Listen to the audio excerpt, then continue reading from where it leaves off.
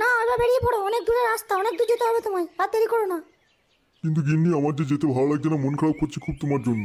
তাহলে তুমি কি ভাবছো আমি কাপড় তুলে তুলে ইনকাম করবো আর তোমাকে খাওয়াবো, বুড়ো মিনসে? ঠিক আছে শোনো, তুমি আর রাগ করো না, আমি আসছি। বলছি গিন্নি শোনো না, চলেই তো যাচ্ছি, তাহলে একটা যাওয়ার সময় হামি দাও না। হামি খাবে? শালা কাপড় তুলে লাগানোর সময় ঠান্ডা গরম হয় না, আবার হামি খাবে? ভাগ এখান থেকে। ঠিক আছে তাহলে আমি আসছি। আরে বাড়া, দেখে তো মনে হচ্ছে নঙ্কু কাজে চললো। যা একটু ওর বাড়িতে ঘুরে আসি, দেখি আমার টুনটুনি কি করছে। যদি ফাঁক পায় আজ আমার থার্মোমিটার দিয়ে ওর ইঞ্জিনের মোবিল সব টেনে বার করবো। যাই, এই সুযোগ, একবার ঘুরে আসি তাড়াতাড়ি।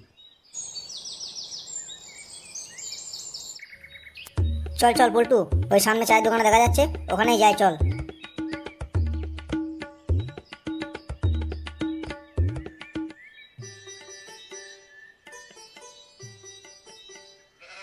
ওই দেখ পল্টু, দেখেছিস লেখা আছে গরিবের চা।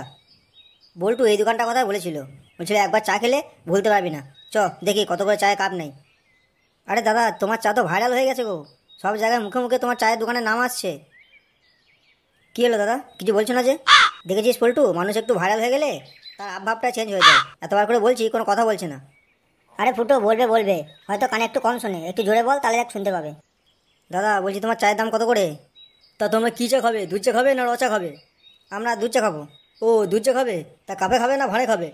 ভাঁড়েই খাবো, আমরা তিনজন। কত লাগবে বলো? ভাঁড়ে দুধ চা 8 টাকা করে, ঠিক আছে, স্পেশাল দুধ চা। এই মরেছে, আমাদের কারো কাছে তো পয়সা নেই, তাহলে ফুটো টাকা দেবে কী করে চায়ের? দেখা যাক কী করে। তবে কিন্তু দাদা, তোমাকে সেই ভাইরাল চাটা দিতে হবে, যে চা খেয়ে সবাই নাম করছে, তোমার এত নাম ডাক। এ আমার নাম করছে মানে? কি ভাইরাল চা গো, আমি তো জানি না কিছু। আরে তুমি জানবে কি করে? আমার একটা বন্ধু তোমার এখানে চা খেতে এসেছিলো, তারপর সে ভিডিও ক্যামেরা করে সেটা ছেড়ে দেয়, আর সেই থেকেই তুমি ভাইরাল হয়ে। তোমার বন্ধু কোথায় বাড়ি তার, আর কবে এসেছিলো চা খেতে? এই তো পাশের গ্রামে বাড়ি, পরশু দিন এসেছিলো, ওই ভাতারপাড়া বাড়ি। দেখবে ছেলেটাকে তুমি? দাঁড়া দেখাচ্ছি তোমাকে। হ্যাঁ হ্যাঁ, কই দেখাও তো দেখি, এদের মধ্যে কোন ছেলেটা? আরে কাকা, এদের মধ্যে না। ও দেখেছো, ফোনটা আনতে ভুলে গেছি, ফোনটা থাকলে তোমাকে দেখাতাম। এদের মধ্যে না, পরশু দিন এসেছিলো তোমার দোকানে, চা খেয়েছে, জল আর চিপস নিয়ে গেছে। একটা মেয়েও ছিল, ও এসেছিলো, ওই ভিডিও করে আমাকে দেখাচ্ছিলো, বলছে এই দেখ চাটা হেভি খেতে, ওই ভিডিওটা ছেড়ে দিয়েছে, দিয়ে তুমি ভাইরাল হয়ে গেছো। পরশু দিন? পরশু দিন কটার সময় বলো তো? একটা মেয়ে একটা ছেলে এসেছিলো বটে। এই যে মালটা লাইন আসছে, এই কাজে খুঁজিয়ে খুঁজিয়ে সব কিছু বের করতে হবে। পরশু দিন মানে ওই কটা হবে, এই 6টা 7টা হবে। এসেছিলো না আমার বন্ধু, তার সঙ্গে তার বোন ছিল, তোমার কাছে চিপস জল নিয়ে গেছে নাকি চা খেয়ে গেছে, তাই তো বলছো আমার কাছে গিয়ে। হ্যাঁ হ্যাঁ হ্যাঁ, পরশু দিন ওই 7টার দিকে হবে। একটা ছেলে একটা মেয়ে এসেছিলো, চিপস নিল, জল নিল, আর চাও খেয়ে গেল। কিন্তু ও তো কোনো ক্যামেরা ছিল না, ক্যামেরা তো করেনি, তা তুমি যে বলছো ভিডিও করেছে। আরে দাদা, ও একটা ইউটিউবার ছিল বুঝলে তো, ওর কাছে ছোটো ক্যামেরা ছিল, তুমি দেখতে পাওনি। ওই চা খেতে খেতে ক্যামেরা করেছে, দিয়েই তো ভিডিওটা পোস্ট করেছে, তবেই তো আমরা জানতে পারলাম। ও তাহলে তো হবে হয়তো, কিন্তু আমি তো কোনো ভিডিও দেখিনি। তুমি বলছো আমি ভাইরাল হয়ে গেছি, তাহলে তো কেউ না কেউ আমাকে ফোনে করে এনে দেখাতো। এই মালটা তো হেবি শিয়ানা আছে, না একে অন্য লাইনে ফেলতে হবে। আরে পাবে পাবে, ঠিক দেখতে পাবে, কেউ না কেউ এসে দেখবে, তোমাকে দেখাবে। ঠিক আছে, অত কথা নয়, 3টে চা দাও, আর বিস্কিট আছে দাও, তাহলে বিস্কিট দাও। না না, চা বিস্কুট কিচ্ছু হবে না, আমি যদি ভাইরাল হয়ে গেছি তাহলে এক একটা চাই দাম 100 টাকা করে লাগবে। আগে টাকা দাও, তারপর চা হবে। এই মেরেছে, এ আবার কি কথা বলছে? একটা 6 টাকার চা 100 টাকা? আরে তুমি কোনো চিন্তা করো না, 100 টাকা কেন, তোমার 500 টাকা করে পিস দেবো চা, তুমি 3টে চা বিস্কুট দাও আগে, তারপর তোমাকে দিচ্ছি। দেখো ঠিক দেবে তো, মিথ্যা কথা বলছো না তো? চা খাওয়া বলবে না তো পয়সা নেই? আরে না না কাকা, কী যে বলো না, পয়সা নেই। তুমি আমাদের কাছে কত টাকা আছে জানো? এখনই আমাদের একজন স্যার আসবে, দেখবে তাই কত টাকা আছে। ও তোমাদের স্যারও আছে? হ্যাঁ আছে তো, ওই তো সব ইউটিউব দেখাশোনা করে, ওই জন্যই তো বলছি দাদা চাটা দাও, চাটা দাও। তোমার কত কপাল জানো, আবার ক্যামেরা করবে এসে, কত লোক আসবে না তোমার দোকানে। ও তাই, তাহলে তোমাদের 1 টাকাও লাগবে না, আমি বিনা পয়সায় চা খাবো তোমাদের। আর তোমাদের সাইকে রাখো, আমি একটু ভালো করে সেজে গুজে নিই, দিয়ে ক্যামেরা করবে। এ না চা দিচ্ছি, দাঁড়াও তোমাদেরকে একটু দাঁড়াও, চা দিচ্ছি, তোমরা পাশে বেঞ্চিতে বসো। ঠিক আছে, চাটা কিন্তু ভালো করে বানিয়ে দেবে, ঠিক আছে? আমরা যা বলবো সেটাই হবে কিন্তু, তাহলে প্রচুর লোকজন আসবে। হ্যাঁ হ্যাঁ ঠিক আছে, তোমাদের কোনো বলতে হবে না, স্পেশাল করে চা বানিয়ে দিচ্ছি, দেখো স্পেশাল করে। তাহলে এটাই সেই রাস্তা, যেটা পাকা রাস্তা থেকে জঙ্গলের দিকে যায়, যেটা হল্টু আর ফুটো বলেছিল। কিন্তু ওরা যে বললো এই রাস্তায় কোনো গাড়ি যাবে না, কিন্তু রাস্তা যা চওড়া, গাড়িতে চলে যাবে। হয়তো ওরা জানে না, কিন্তু গাড়ি তো ওরা নিয়ে গেছে এদিকে, নাহলে যাবে কোন দিকে? ঠিক আছে, একটু মাটিটা চেক করে দেখি তো, মাটিটা নরম না শক্ত। মাটির রাস্তায় তো কোনো চাকার দাগও দেখতে পাচ্ছি না, না সাইকেল, না বাইক, না 4 চাকা, কোনো চাকার দাগও নেই। তাহলে ওরা কি এই রাস্তায় যায়নি? কিন্তু হল্টু যে বললো রাস্তা থেকে ওরা এদিকেই গেছে। ঠিক আছে, মাটির একটু হাত দিয়ে দেখি। ও, এবার ব্যাপারটা বুঝতে পারছি। গাড়ি যাওয়ার পর এই মাটিতে যাতে চাকার দাগ না থাকে, সেই জন্য মাটিটাকে আবার কেউ পরিষ্কার করে দিয়ে গেছে।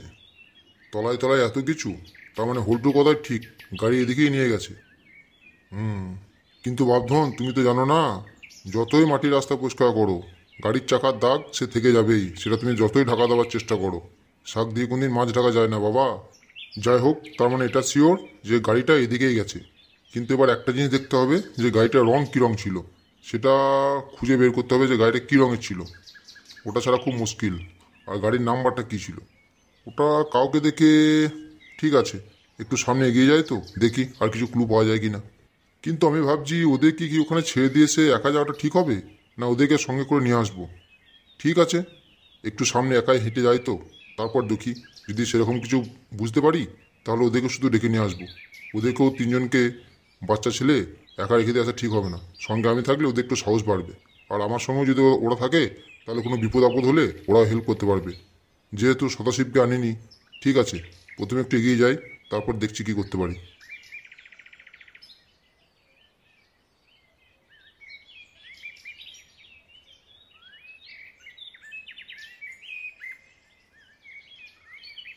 না, অনেকটাই তো হেঁটে এলাম, কই রাস্তায় কিছু দেখতে পেলাম না। আবার এখান থেকে পাথরের রাস্তা শুরু হয়েছে, কিছু প্রমাণই তো পাওয়া যাবে না রাস্তায়। তাহলে কি করবো এখন?